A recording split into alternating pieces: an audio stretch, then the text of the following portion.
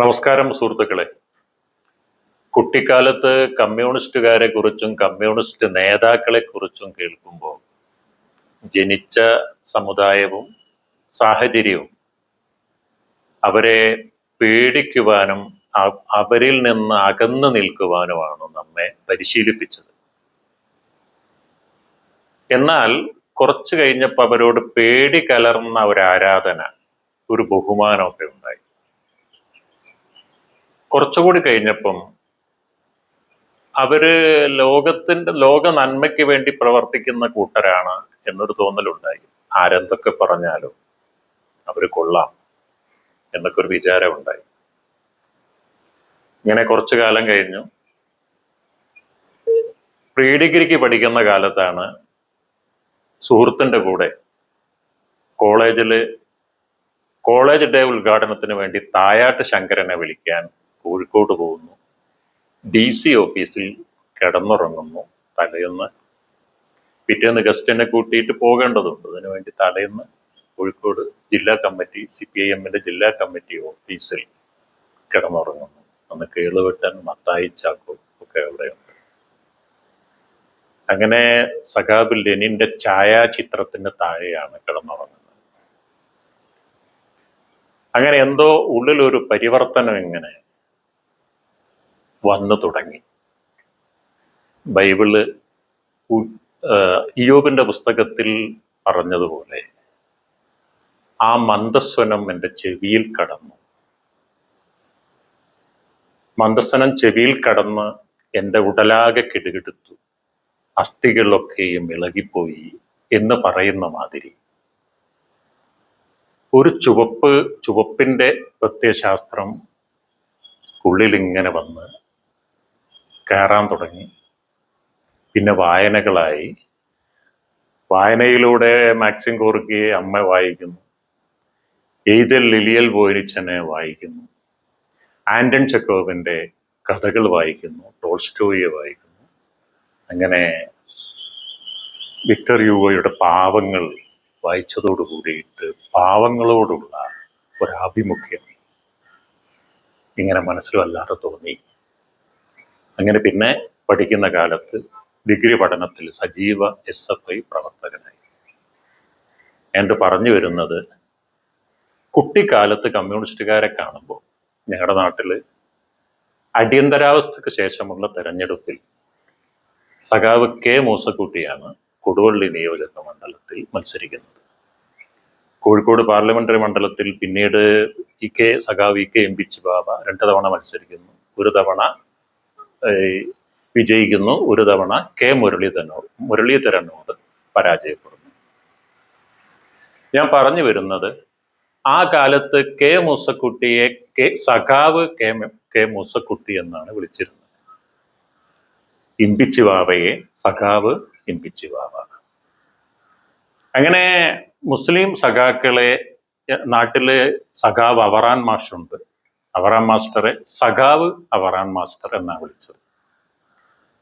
അവരെ ഒന്നും തന്നെ മൂസക്ക എന്നോ ബാവക്ക എന്നോ സഖാവ് കുഞ്ഞാലിയെ കുഞ്ഞാലിക്ക എന്നോ വിളിച്ചില്ല. അവർ കോംപ്രമൈസ് ഇല്ലാത്ത കമ്മ്യൂണിസ്റ്റുകാർ തന്നെയാണ്. സഖാവ് എന്നാണ് അവരെ അറിയപ്പെട്ടത്. പിന്നെ കുറെ കാലം കഴിഞ്ഞപ്പോഴാണ് ഈ സഖാക്കളൊക്കെ ഇക്ക ആയി മാറാൻ തുടങ്ങിയത്. അടുത്ത കാലത്ത് കോഴിക്കോട് പാർലമെന്റ് ഇലക്ഷനിൽ മത്സരിച്ച സഖാവ് എളമരം കരീം, അദ്ദേഹം പെട്ടെന്ന് കരീം K ആയി മാറി. ഇക്ക എന്ന് പറഞ്ഞ് അങ്ങോട്ട് അടുത്ത് ചെല്ലാൻ പറ്റുന്ന ഒരു ശരീരഭാഷയൊന്നും എളമരം കരീമിന് ഇല്ലെങ്കിലും അവര് തന്നെ വിശേഷിപ്പിച്ചു കരീം K എന്ന്. അങ്ങനെ ഇക്ക പ്രേമം കൂടി സഖാക്കളിൽ പലരും, അല്ലെങ്കിൽ മുസ്ലിം യുവാക്കളിൽ പലരും കമ്മ്യൂണിസ്റ്റുകാരനാവുന്നതിൽ കുഴപ്പമൊന്നുമില്ല. പഴയ മാതിരി വിപ്ലവമൊന്നുമില്ല, പ്രശ്നങ്ങളൊന്നുമില്ല. അതിൻ്റെ ഒരു ചടങ്ങ് പരിപാടികളൊക്കെ നടത്തിയാൽ മതി. മാർക്സിയൻ ദർശനത്തെക്കുറിച്ചോ അതിൻ്റെ കാര്യങ്ങളെക്കുറിച്ചോ മിച്ചമൂല്യത്തെക്കുറിച്ചോ ദാസ് ക്യാപിറ്റൽ വായിക്കണമെന്നോ കമ്മ്യൂണിസ്റ്റ് മാനിഫെസ്റ്റോ വായിക്കണമെന്നോ ഒന്നുമില്ല. അതിൻ്റെ ദിനചര്യകളിൽ ഇങ്ങനെ ഇടപെട്ടുകൊണ്ട് ഇരുന്നാൽ മതി എന്നാണ്. ഉൽപ്പതിഷ്ണുക്കളായ മാർക്സിയൻ ദർശനം ഉൾക്കൊണ്ടുകൊണ്ട് അതിൻ്റെ മഹാപ്രേരണ കൊണ്ട് കമ്മ്യൂണിസ്റ്റായ ഉൽപ്പതിഷ്ണുക്കളായ മുസ്ലിം സഖാക്കൾ ഇതിൻ്റെ ഇടയിൽ പെട്ടുകുടുങ്ങി. കാരണം നിസ്കാര തഴമ്പുള്ള സഖാക്കളെ കിട്ടിയാൽ കൊള്ളാമെന്ന് പാർട്ടിക്കൊരു ഒരു സാഹചര്യത്തിനൊത്തുള്ള ഒരു ആലോചനയുണ്ടായി. ഒരു പ്രാക്ടിക്കൽ തലം അങ്ങനെയാണ്. ഒരു നാട്ടിൽ പഞ്ചായത്ത് ഇലക്ഷനിൽ മത്സരിക്കാൻ ഒരു മുസ്ലിം സഖാവിനേക്കാൾ നല്ലത് പുറത്തുനിന്ന് വന്നിട്ടുള്ള ഒരു നിസ്കാരത്തഴമ്പുള്ള ഒരു സ്വതന്ത്ര ഇടതുപക്ഷക്കാരൻ ആണ് നല്ലത്. അതുകൊണ്ട് അയാൾ പിന്നെ പിന്നെ മെല്ലെ മെല്ലെ മെല്ലെ മെല്ലെ അയാൾ കമ്മ്യൂണിസ്റ്റായി. എന്നുവെച്ചാൽ ഐഡിയോളജിക്കലായിട്ടല്ല, അയാൾ ഒരു കമ്മ്യൂണിസ്റ്റുകാരനായി അങ്ങനെയാവാം. കക്ഷി രാഷ്ട്രീയത്തിന്റെ ഭാഗമായി ഇടതും വലതും മാറി നിൽക്കുന്നത് പോലെ അങ്ങനെയുള്ള കുറെ കമ്മ്യൂണിസ്റ്റുകൾ ഇങ്ങനെ ഉണ്ടായി. ഈ പൊതുമണ്ഡലത്തിലൊക്കെ തന്നെ ആശയ സമരമില്ലാതായി. ഉദാഹരണത്തിന് KT മുഹമ്മദിന്റെ ഇത് ഭൂമിയാണ് തുടങ്ങിയ നാടകങ്ങൾ നമ്മുടെ നാട്ടിലൊന്നും കളിക്കാൻ പറ്റാതായി. കാരണം അതിങ്ങനെയുള്ള ആളുകളെ ബുദ്ധിമുട്ടിലാക്കുമല്ലോ, അതുകൊണ്ട് അത് കളിക്കണ്ട എന്നായി. അതുപോലെ ആശയ സമരങ്ങൾ നടത്താൻ ഉദ്ദേശിച്ചിട്ടുള്ള അല്ലെങ്കിൽ അതിനെ നടത്താൻ പറ്റുന്ന രീതിയിലുള്ള ഈ കലാപരിപാടികളും മാറ്റിവെച്ചു. കഥാപ്രസംഗം, അതായത് നമ്മൾ ഇങ്ങനെയായി, ജീവിതം എന്താണ് ഇങ്ങനെ എന്നൊന്നും ചോദിക്കുന്ന ഒന്നും നടത്തേണ്ട കാര്യമില്ല. ആളുകളെ കൂട്ടിയാൽ മതി. അതിന് എന്റർടൈൻമെന്റിന് വേണ്ടിയുള്ള പാട്ടോ അതുപോലെ ഡാൻസോ മറ്റു പരിപാടികളോ മിമിക്രിയോ ഒക്കെ നടത്തിയാൽ മതി, ആളെ കൂട്ടുക മാത്രം എന്ന രീതിയിൽ പോയി. ശരിക്കു പറഞ്ഞാൽ ഇടതുപക്ഷ ആരോഗ്യം ക്ഷയിച്ചു തുടങ്ങി.